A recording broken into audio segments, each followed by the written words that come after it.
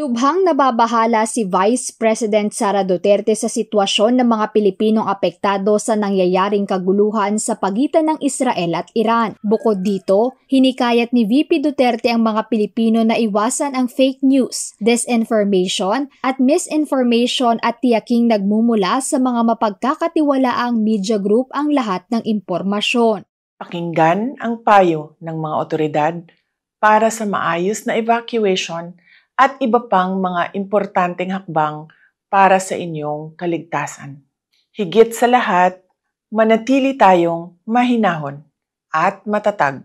Dala-dala ang ating pananampalataya sa Diyos at pag-asa para sa kapayapaan. To all the governments involved in the conflict, we hope that you will always uphold the norms that safeguard humanity during these challenging times.